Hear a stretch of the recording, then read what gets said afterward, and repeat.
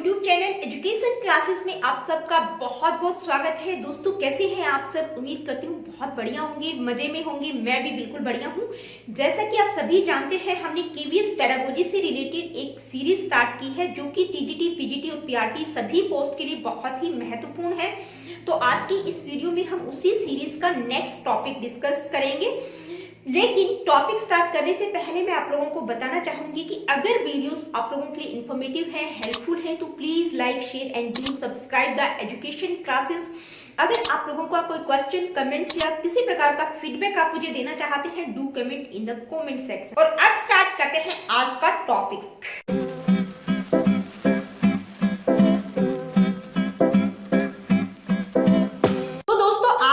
Video में हम बात करेंगे डिबेट्स ऑफ डेवलपमेंट की, यानी कि विकास को लेकर कुछ बहस हुई है जो कि हिस्टोरिकली डेवलपमेंटल साइकोलॉजी में चली आ रही है। कुछ डिबेट्स डेवलपमेंट से रिलेटेड है जो कि आपकी केवीएस पेडागोजी का एक पार्ट है, यानी कि एक टॉपिक दिया हुआ है डिबेट्स ऑफ डेवलपमेंट। और मैं आप लोगों को बता दूं, आज का ये हमारा लेक्चर 3 है केवीएस पेडागोजी से रिलेटेड। हमने जो यूनिट स्टार्ट की थी अंडरस्टैंडिंग द लर्नर, जिसपे हम कॉन्सेप्ट ऑफ ग्रोथ, मैच्योरेशन और डेवलपमेंट, जो मेरी पहली क्लास थी उसमें हमने डिस्कस किया था। उसके बाद हमने क्या था, प्रिंसिपल्स ऑफ डेवलपमेंट। ये दोनों ही टॉपिक विद एमसीक्यूज हमने डिटेल में डिस्कस किए हैं। अगर आप लोगों ने वीडियो नहीं देखा है तो पहले आप इन दोनों वीडियोस को देख लीजिएगा। और अब बात करेंगे डेवलपमेंट से रिलेटेड कुछ डिबेट्स की, यानी कि विकास को लेकर कुछ बहस हुई है, कुछ डिबेट्स हुई हैं। वो कौन कौन सी डिबेट्स हैं?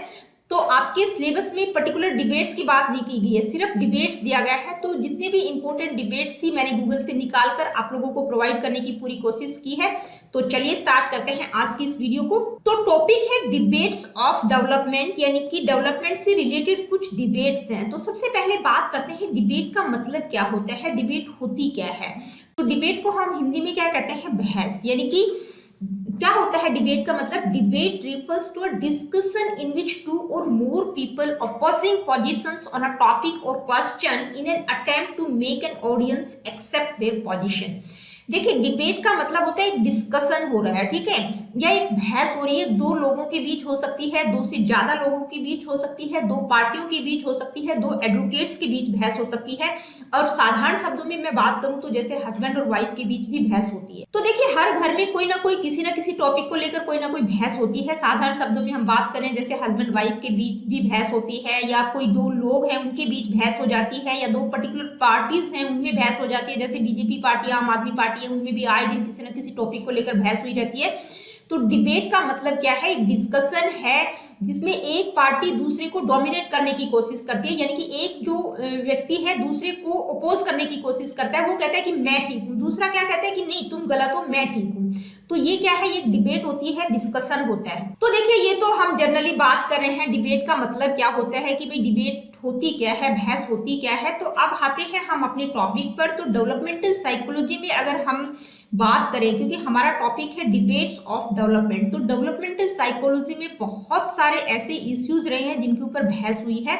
तो आज की इस वीडियो में हम जो है डेवलपमेंट से रिलेटेड ये 6 इंपॉर्टेंट डिबेट्स हैं जो कि मैंने गूगल से बिल्कुल सर्च करके अच्छे से मैंने देखकर निकाली है। क्योंकि आपके जो टॉपिक है डिबेट्स ऑफ डेवलपमेंट, उसमें कुछ पर्टिकुलर डिबेट्स की बात नहीं की गई है कि भाई 2 या 3 डिबेट दे दी तो किसी भी डिबेट से आपसे क्वेश्चन पूछा जा सकता है। तो मुझे ये 6 डिबेट्स बहुत इंपॉर्टेंट लगी। तो हम आज की इस वीडियो में इन 6 की 6 डिबेट्स को डिटेल में डिस्कस करें। तो कौन सी है ये 6 इंपॉर्टेंट डिबेट्स? देखिए, फर्स्ट है nature versus nurture, heredity versus environment debate भी हम इसको कहते हैं, जो कि बहुत ही इंपॉर्टेंट है, ठीक है, बहुत इंपॉर्टेंट डिबेट है डेवलपमेंट की। इस पर सालों साल बहस चली आ रही है। और उसके बाद है continuity versus discontinuity, early experience versus later experience, universal versus context specific, stability versus change, activity versus passivity. तो ये 6 डिबेट्स हैं जिनको हम 1 by 1 डिटेल में डिस्कस करेंगे। तो चलिए स्टार्ट करते हैं पहली डिबेट से। देखिए, पहली डिबेट है नेचर वर्सेस नर्चर। तो नेचर का यहाँ मतलब हेरिडिटी से है और नर्चर का मतलब इन्वायरमेंट से। तो हेरिडिटी का मतलब होता है वंशानुक्रम, यानी कि जो आपकी हेरिडिटी या जेनेटिक्स होता है उसको हम बोलते हैं। इन्वायरमेंट का मतलब होता है वातावरण, ठीक है। और नर्चर, योर नेचर का मतलब क्या है, नेचर हेरिडिटी यानी कि प्रकृति, प्रकृति बनाम पोषण। नर्चर का मतलब होता है पोषण, ठीक है। तो पजल नहीं होना है। हिंदी वाले बच्चों के बहुत कमेंट्स आते हैं, मैडम हिंदी के वर्ड्स भी यूज किया कीजिए।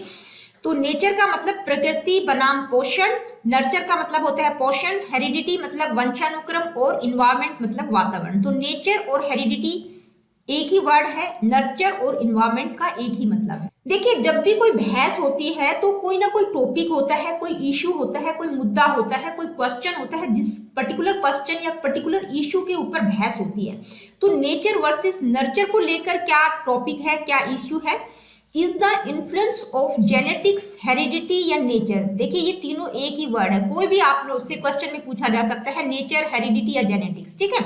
मोर प्रिवेलेंट और is the influence of the environment या नर्चर। मोर प्रिवेलेंट, देखिए जेनेटिक्स या हेरिडिटी या नेचर जो है ज्यादा इन्फ्लुएंस करती है बच्चे की ग्रोथ और डेवलपमेंट को, या नर्चर या इन्वायरमेंट का अहम रोल होता है बच्चे की ग्रोथ और डेवलपमेंट में, बच्चे की डेवलपमेंट। तो देखिए, नेचर वर्सेस नर्चर की जो डिबेट है उसका पर्टिकुलर इश्यू क्या है कि जेनेटिक या हेरिडिटी का अहम रोल होता है बच्चे की डेवलपमेंट में, या इन्वायरमेंट का अहम रोल होता है। इस टॉपिक के ऊपर सालों साल बहस चली आ रही है। तो सबसे पहले आप लोगों को पता होना चाहिए नेचर का मतलब क्या है और नर्चर का मतलब क्या है। वैसे तो मैं यहाँ पर बता ही चुकी हूँ। तो नेचर का मतलब हमारी जीन है, यानी कि जो कि स्टैटिक है, फिक्स है, चेंज नहीं होती, ठीक है। तो जो हम अपने पेरेंट्स से जो जीन के थ्रू रिसीव करते हैं, जो ट्रेट्स हमारे पेरेंट्स से हमारे अंदर आते हैं, उसको हम क्या बोलते हैं? हेरिडिटी। और नर्चर का मतलब होता है इन्वायरमेंटल इन्फ्लुएंसेस, यानी कि जिस तरह के इन्वायरमेंट में हम रहते हैं, पैदा होने के बाद बच्चा किस तरह के इन्वायरमेंट में रह रहा है, वो इन्वायरमेंट जो बच्चे को इन्फ्लुएंस करता है उसको हम क्या कहते हैं? नर्चर। यानी कि उसका पालन पोषण किस तरह के इन्वायरमेंट में हुआ है, तो उसको क्या कहा जाता है? इन्वायरमेंट, या हम कह सकते हैं नर्चर। अब डिबेट किस टॉपिक पर है? डिबेट है नेचर का अहम रोल है या नर्चर का अहम रोल है। तो देखिए, कुछ लोग कहते हैं, कुछ साइकोलॉजिस्ट कहते हैं कि हमारे जो थॉट या बिहेवियर है वो सिर्फ और सिर्फ हमारे इन्नेट होते हैं और हमारी जेनेटिक्स के परिणाम स्वरूप होते हैं। यानी कि सिर्फ और सिर्फ हमारी जेनेटिक्स के कारण होते हैं। हमारे थॉट्स, हमारा बिहेवियर जो भी हम हैं, उस पर हमारी जेनेटिक्स या हेरिडिटी का अहम रोल होता है। जबकि नर्चर को जो सपोर्ट करते हैं वो साइकोलॉजिस्ट क्या कहते हैं, उनका मानना है कि इन्वायरमेंटल इन्फ्लुएंसेस का ज्यादा अहम रोल होता है आफ्टर कंसेप्शन। यानी कि बच्चा जब इस संसार में आ जाता है तो उसके डेवलपमेंट में इन्वायरमेंट अहम भूमिका निभाता है। क्यों?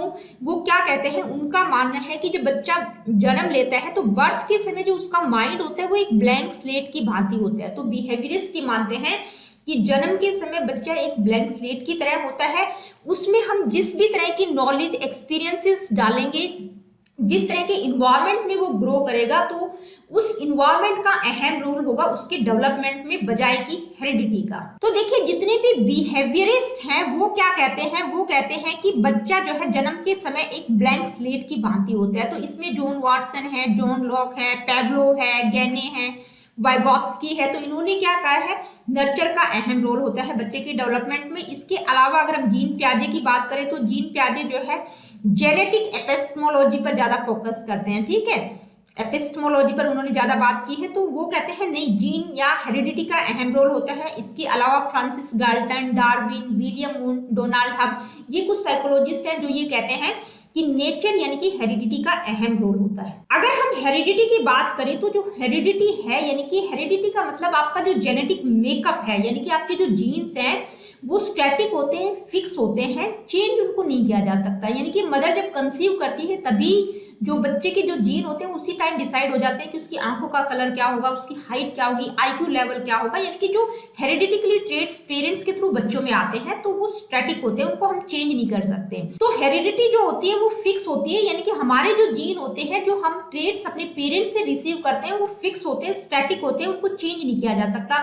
यानी कि जनरेशन टू जनरेशन भी हेरिडिटी चेंज नहीं होती है। मान लीजिए आप इंडियन हैं और आप किसी दूसरे कंट्री में जाकर रहने लग जाएं, वहां पर सेटल्ड हो जाते हैं, तो भी एक दो जनरेशन तक तो लोग आपको देखकर ही पहचान लेंगे, देखकर ही बता देंगे कि आप इस पर्टिकुलर कंट्री के नहीं है। जैसे कि अगर कोई इंडियन रसिया में जाकर रहने लगे तो कद काठी को देखकर ही लोग पहचान जाते हैं कि ये रशियन तो नहीं है। तो कहने का मतलब ये है कि जो जेनेटिक है या जो हेरिडिटी है वो स्टैटिक होती है, फिक्स होती है। यानी कि हमारे जो जीन होते हैं, जो ट्रेट्स हम पेरेंट्स से रिसीव करते हैं वो फिक्स होते हैं, उनको चेंज नहीं कर सकते। लेकिन जो इन्वायरमेंट होता है वो डायनेमिक होता है, चेंजेबल होता है। तो इस बहस का जो पर्टिकुलर कंक्लूजन निकलता है, तो लास्ट में ज्यादातर साइकोलॉजिस्ट ये एक्सेप्ट करते हैं कि भाई जो बच्चे का डेवलपमेंट है उसमें हेरिडिटी और इन्वायरमेंट दोनों का अहम रोल होता है। बच्चा जो है इन दोनों का इंट्रैक्शन होता है, इन दोनों का मिक्स रोल होता है। और ये जो दोनों फैक्टर हैं ये क्या हो जाते हैं, नेचर और नर्चर मिलकर मल्टीप्लाई हो जाते हैं, ठीक है, ऐड नहीं होते। यानी कि हेरिडिटी और इन्वायरमेंट का प्रोडक्ट है, दोनों का मतलब बहुत ज्यादा रोल होता है। एक एग्जांपल से समझ लेते हैं। मान लीजिए कोई बच्चा है जिसको हेरिडिटी बहुत अच्छी मिली है, यानी कि बाय बर्थ वो बहुत इंटेलिजेंट है, उसका आईक्यू बहुत अच्छा है, लेकिन खुदा ने खास्ता उसको इन्वायरमेंट अच्छा नहीं मिला, उसकी सोशो इकोनॉमिक कंडीशन अच्छी नहीं है, तो उसकी जो हेरिडिटी है यानी कि उसके अंदर जो पोटेंशियलिटीज थी जिसके कारण वो काफी आगे तक जा सकता था, वो कहीं ना कहीं सुप्रेस हो जाती है, यानी कि दब कर रह जाती है। और दूसरी तरफ अगर हम बात करें नर्चर की, तो देखिए इन्वायरमेंट की अगर हम बात करें तो मान लीजिए एक बच्चा है, उसको इन्वायरमेंट बहुत अच्छा मिला है, यानी कि उसकी सोशो इकोनॉमिक कंडीशन बहुत अच्छी है, न्यूट्रिशन उसको प्रॉपर मिल रहा है, यानी कि रहना सहना उसका बहुत अच्छा है, बहुत अच्छे वातावरण में वो पल बढ़ रहा है। लेकिन अगर उसको हेरिडिटी अच्छी नहीं मिली है, यानी कि उसके जो जीन है वो बहुत अच्छे नहीं है, वो उसकी जो पोटेंशियलिटीज है वो बहुत अच्छी नहीं है, उसका आईक्यू लेवल बहुत अच्छा नहीं है, मान लीजिए वो बच्चा गिफ्टेड नहीं है, एक नॉर्मल बच्चे से भी बिलो एवरेज है, तो उसको इन्वायरमेंट चाहे कितना ही बेहतर क्यों न मिला हो, वो बच्चा बहुत अच्छे से ग्रो नहीं कर पाएगा। तो देखिए हेरिडिटी और इन्वायरमेंट की अगर हम बात करें तो इस डिबेट का जो कंक्लूजन है उस पर ज्यादातर साइकोलॉजिस्ट लास्ट में यही एक्सेप्ट करते हैं कि जो बच्चा है या ह्यूमन बिहेवियर है वो नेचर और नर्चर दोनों के मिक्स के कारण होता है, यानी कि दोनों का मिक्सचर है, दोनों का इंट्रैक्शन है, दोनों जो है अहम रोल अदा करते हैं बच्चे की डेवलपमेंट में। ये जो दो फैक्टर है नेचर और नर्चर, ये नेचर और नर्चर जो है दोनों मिलकर मल्टीप्लाई हो जाते हैं, ऐड नहीं होते, ठीक है, ऐड नहीं होते, क्या हो जाते हैं, मल्टीप्लाई हो जाते हैं। यानी कि एक बच्चे को अगर हेरिडिटी भी अच्छी मिली है और इन्वायरमेंट भी बहुत अच्छा मिला है तो उस बच्चे का जो है डेवलपमेंट बहुत बेहतर होगा।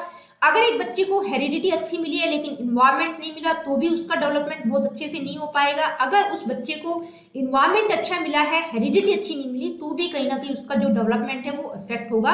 तो ये दोनों फैक्टर मिलकर बहुत ज्यादा अफेक्ट करते हैं बच्चे की ग्रोथ और डेवलपमेंट को। तो देखिए अगर हम हेरिडिटी की बात करें तो जो हेरिडिटी या जीन होते हैं वो एक लिमिट सेट कर देते हैं, यानी कि हेरिडिटी एक लिमिट सेट कर देती है कि आप कहाँ तक जा सकते हैं।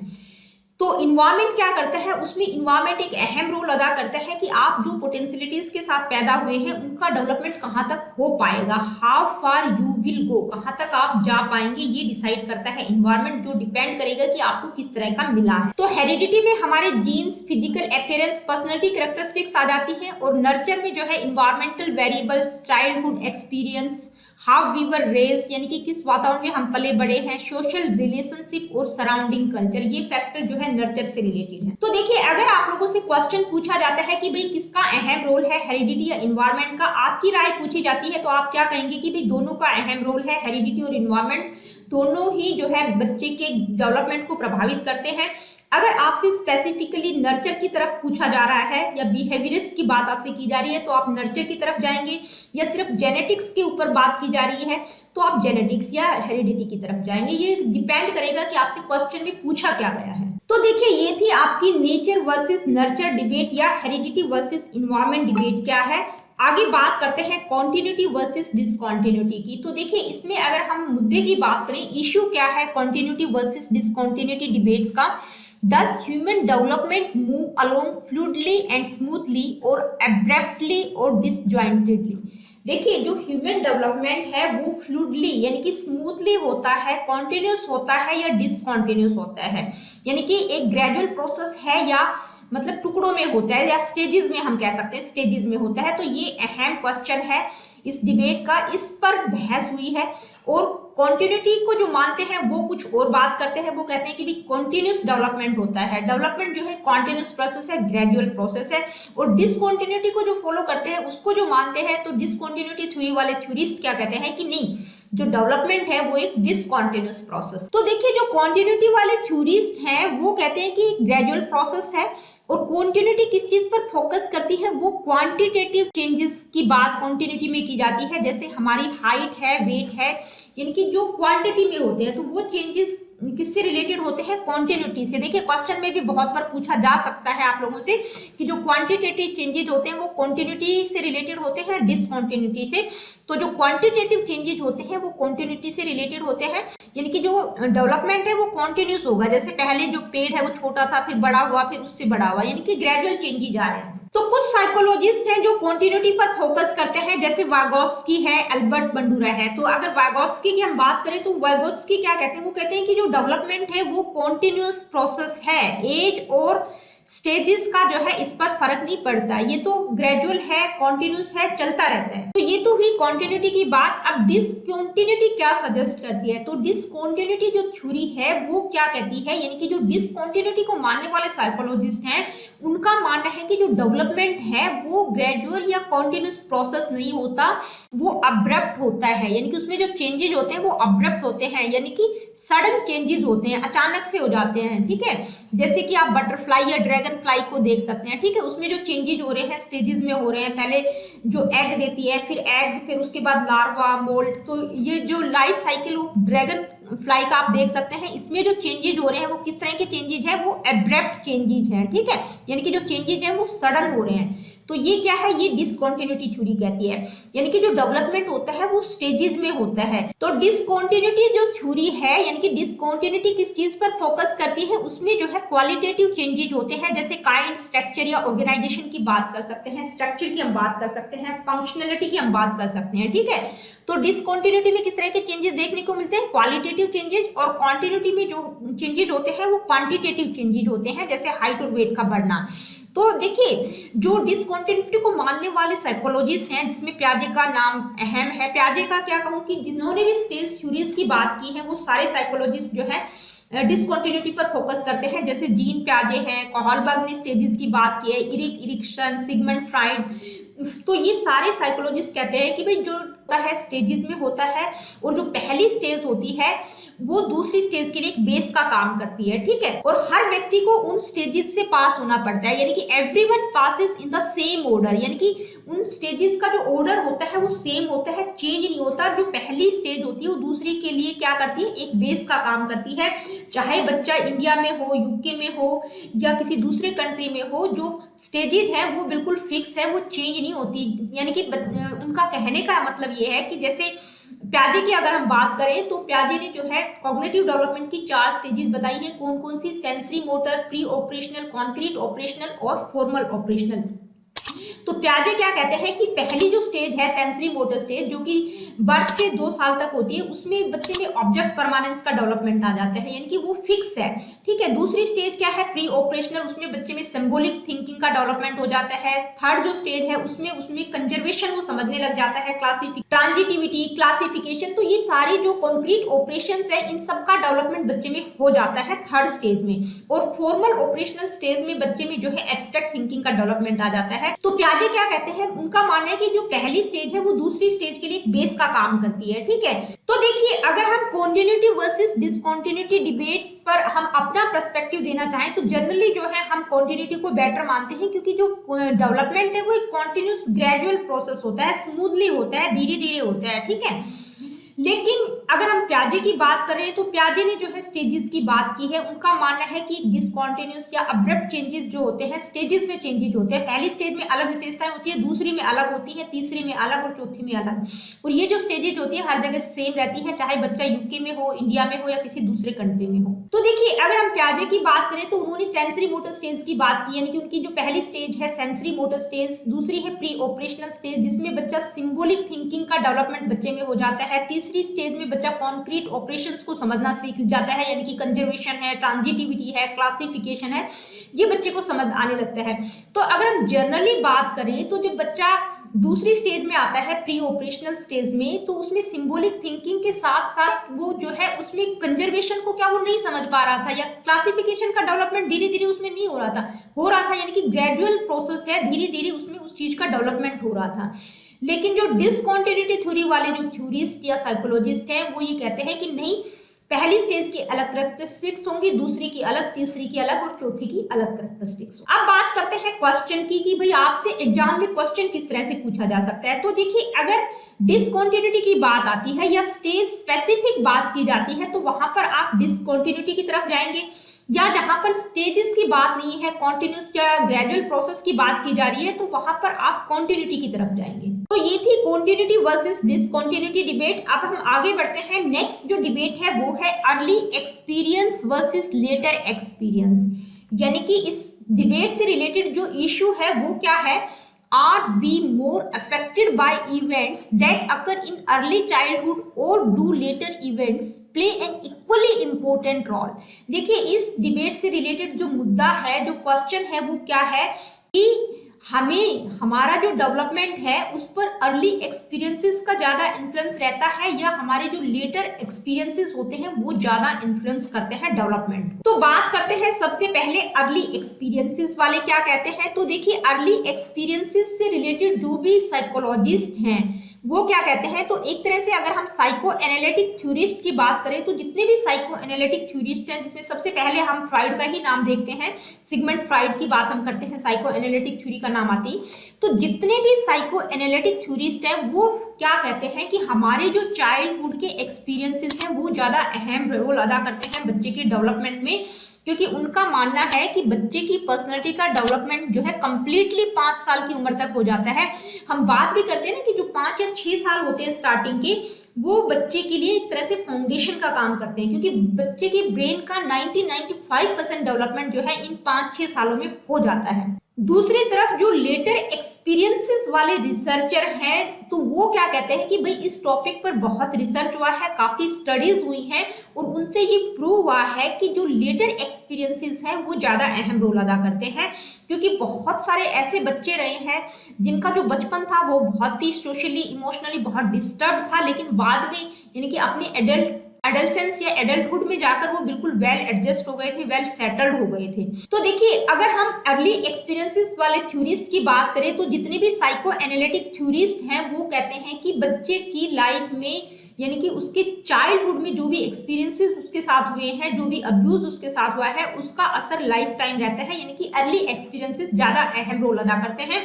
जबकि जो लेटर एक्सपीरियंसेस वाले रिसर्चर हैं, थ्योरिस्ट हैं, साइकोलॉजिस्ट हैं, वो कहते हैं कि नहीं, लेटर एक्सपीरियंसेस का अहम रोल है, क्योंकि बच्चा जो है बचपन में कुछ घटनाएं या कुछ अब्यूज उनके साथ हुआ भी है तो वो उसको भूल जाते हैं अपने एडल्टहुड में, और आगे के जो साल है वो ज्यादा अहम रोल अदा करते हैं बच्चे के डेवलपमेंट में। तो देखिए, आपसे क्वेश्चन किस तरह से पूछा जाता है, यानी कि अर्ली एक्सपीरियंसेस की बात की जा रही है, तो अगर हमारा व्यू जाना जाए तो हम यही कहेंगे कि भाई अर्ली एक्सपीरियंसेस का अहम रोल होता है, क्योंकि पहले जो 5 साल होते हैं बच्चे की लाइफ के लिए फाउंडेशन का काम करते हैं। लेकिन क्वेश्चन पर डिपेंड करेगा कि अर्ली एक्सपीरियंसेस की बात की जा रही है या लेटर एक्सपीरियंसेस की, तो आपको देखना पड़ेगा कि क्वेश्चन आपसे किस तरह से पूछा गया है, तो आप उसी की तरफ जाएं। मान लीजिए आपसे पूछा जाता है कि एक बच्चा है जिसका चाइल्डहुड बहुत अच्छा नहीं था लेकिन बाद में वो वेल सेटल्ड हो जाता है, तो इस में जो है किसका अहम रोल है, अर्ली एक्सपीरियंसेस का या लेटर एक्सपीरियंसेस का? तो आप क्या कहेंगे, लेटर एक्सपीरियंसेस का, क्योंकि उसने अपने अर्ली एक्सपीरियंसेस को भुलाकर वो आगे जाकर वेल सेटल्ड हो गया, ठीक है। लेकिन अगर बात होती है कि एक बच्चे के साथ जो है बचपन में बहुत अब्यूज हुआ और वो बिल्कुल नहीं भुला पाया उन एक्सपीरियंसेस को, तो यहाँ पर किस चीज का अहम रोल होगा, अर्ली एक्सपीरियंसेस की बात यहाँ पर की जा रही है। तो ये थी early experience versus later experience की डिबेट। अब हम आगे बढ़ते हैं। नेक्स्ट डिबेट है universal versus context specific debate. तो देखिए, इस पर्टिकुलर डिबेट का जो इशू है, जो मुद्दा है, जो क्वेश्चन है वो क्या है, is there one comprehensive and overarching path for development or are there many? For example, does a person in India develop in similar ways to a person in Canada? देखिए, कहने का मतलब क्या है कि जो डेवलपमेंट का पाथ है वो यूनिवर्सल होता है या कॉन्टेक्स्ट स्पेसिफिक होता है, यानी कि कॉम्प्रिहेंसिव होता है, सब जगह एक जैसा होता है, या उस पर कॉन्टेक्स्ट या कल्चर कम्युनिटी का इफेक्ट रहता है। तो देखिए, यूनिवर्सल एजम्पशन पर जो फोकस करते हैं, जो यूनिवर्सल पर्सपेक्टिव को देखने वाले साइकोलॉजिस्ट हैं, तो वो क्या कहते हैं कि जो डेवलपमेंट है वो एक कॉन्टिन्यूस प्रोसेस होता है जो बर्थ से डेथ तक होता है, बोर्न टू डेथ होता है, यानी कि कहीं पर भी व्यक्ति रहे, चाहे यूके में रहे, कनाडा में रहे, इंडिया में रहे, यानी कि डेवलपमेंट का जो पाथ होगा, जो प्रोसेस होगा वो कॉन्टिन्यूस है, सेम है सब जगह।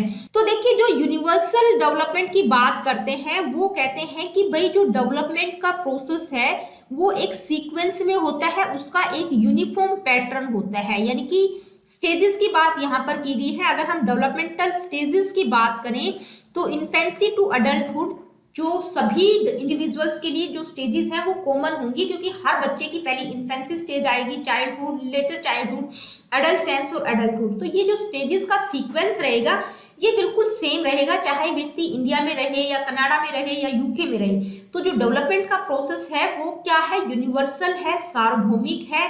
तो यूनिवर्सल एजम्पशन को मानने वाले लोग क्या कहते हैं कि जो डेवलपमेंट का पाथ है वो यूनिवर्सल है, कॉन्टिन्यूस प्रोसेस है, उसका एक पर्टिकुलर सीक्वेंस है, यूनिफॉर्म पैटर्न है, चाहे व्यक्ति इंडिया में रहे, यूके में रहे या किसी दूसरे कंट्री में हो, मतलब उसका जो डेवलपमेंट का प्रोसेस होगा वो सेम रहेगा, यानी कि पहले इन्फेंसी स्टेज बच्चे की आएगी, उसके बाद चाइल्डहुड, लेटर चाइल्डहुड, एडolescence और एडल्टहुड, ठीक है। उस पर किसी कम्युनिटी, कास्ट या कॉन्टेक्स्ट का इफेक्ट नहीं रहता। तो यूनिवर्सल एजम्पशन वाले लोग ये मानते हैं, जबकि जो कॉन्टेक्स्ट स्पेसिफिक एजम्पशन को मानने वाले लोग हैं उनका क्या कहना है कि नहीं, डेवलपमेंट पर जो है कॉन्टेक्स्ट का इफेक्ट रहता है, यानी कि किसी कल्चर, कम्युनिटी और सोसाइटी में जो व्यक्ति पला बड़ा है उसका प्रभाव बच्चे के ऊपर आता है, वो उसके डेवलपमेंट को इन्फ्लुएंस करता है। तो कॉन्टेक्स्ट स्पेसिफिक का मतलब है वेयर एंड व्हेन, यानी कि व्यक्ति कहाँ रह रहा है। तो देखिए कॉन्टेक्स्ट स्पेसिफिक यानी कि कॉन्टेक्स्ट का इफेक्ट रहता है, किस कम्युनिटी में व्यक्ति पला बड़ा है उसका प्रभाव रहता है, लेकिन इतना नहीं रहता है कि हम यूनिवर्सल एजम्पशन को भूल जाए, यानी कि जो पैटर्न है वो तो यूनिफॉर्म रहेगा, यूनिवर्सल रहेगा, एक सीक्वेंस में होगा।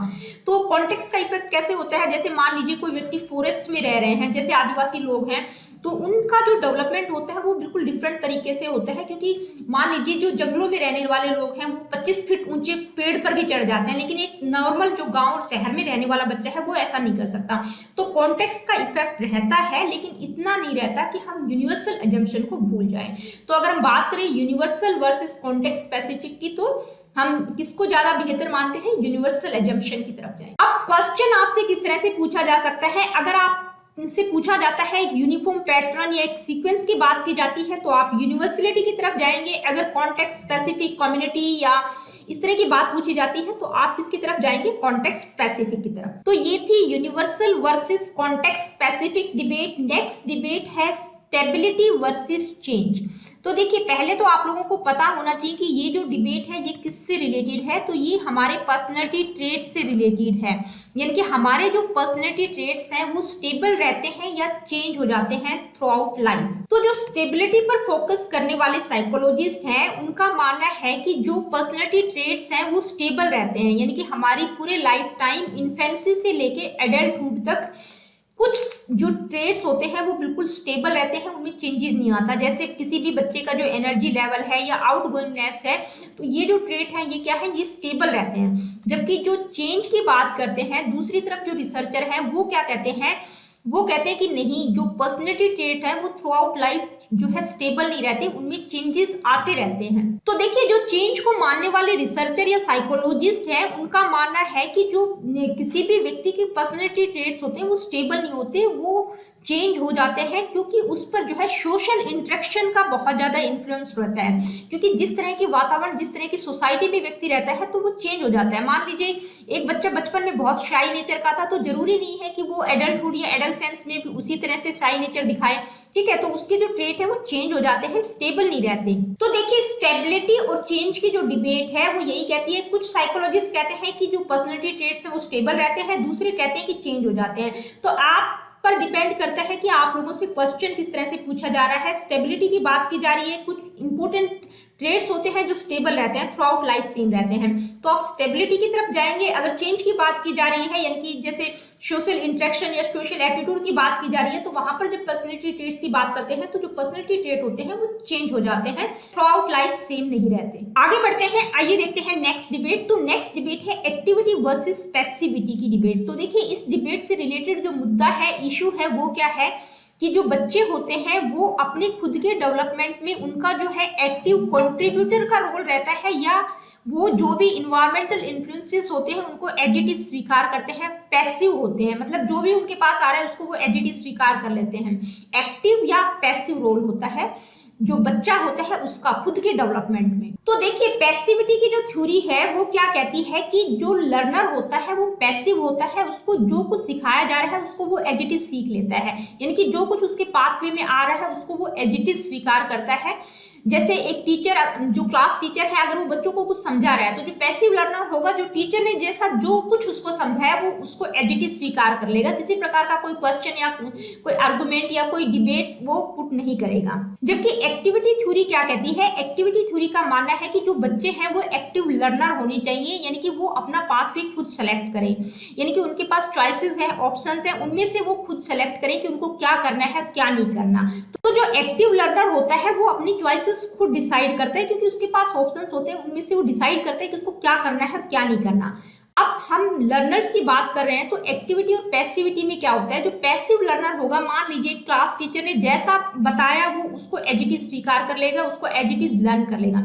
लेकिन जो एक्टिव लर्नर होगा वो क्या करेगा, वो ये देखेगा कि टीचर क्या समझा रही है, उसमें से क्या इंपॉर्टेंट चीजें हैं क्या इंपॉर्टेंट नहीं है, उस चीज पर वो फोकस करता है, यानी कि वो अपने आप डिसाइड करता है उसकी चॉइसेस क्या रहेंगी, मतलब वो एनालाइज करता है। अगर हम बात करें एक्टिविटी और पैसिविटी की, तो जो एक्टिव लर्नर होता है वो क्या करता है, मान लीजिए कोई टीचर कोई असाइनमेंट उनको देती है, तो जो एक्टिव लर्नर होगा वो ये डिसाइड करेगा कि असाइनमेंट दिया क्यों गया है, इसका सिग्निफिकेंस क्या है, ठीक है। तो वो अपनी नॉलेज अपने एक्सपीरियंसेस को एक्सटेंड करने की कोशिश करता है। जबकि जो पैसिव लर्नर होगा वो क्या करेगा, जो भी असाइनमेंट टीचर ने दिया है उसको एज इट इज अच्छे से करके वो सबमिट कर देगा, यानी कि अपनी नॉलेज को एक्सटेंड करने की कोशिश नहीं करेगा, जो भी कुछ मिल रहा है, जो भी कुछ उनके पाथवे में आ रहा है उसको एज इट इज स्वीकार करता है। तो दोस्तों आज की वीडियो में इतना ही। अगली वीडियो में हम क्या करेंगे, डिबेट्स ऑफ डेवलपमेंट से रिलेटेड कुछ इंपॉर्टेंट एमसीक्यूज को डिस्कस करेंगे, क्योंकि आज की वीडियो में मैंने एमसीक्यूज इसलिए नहीं डाले क्योंकि वीडियो जो है बहुत लंबा बन रहा था। तो अगली वीडियो में डिबेट्स ऑफ डेवलपमेंट से रिलेटेड कुछ इंपॉर्टेंट एमसीक्यूज को हम डिस्कस करेंगे। तो मिलते हैं नेक्स्ट वीडियो में। देखिए अगर वीडियोस आप लोगों के लिए इंफॉर्मेटिव है, हेल्पफुल है, तो please like share and do subscribe the education classes. अगर किसी प्रकार का क्वेश्चन, क्वेरीज या फीडबैक आप मुझे देना चाहते हैं तो do comment in the comment section.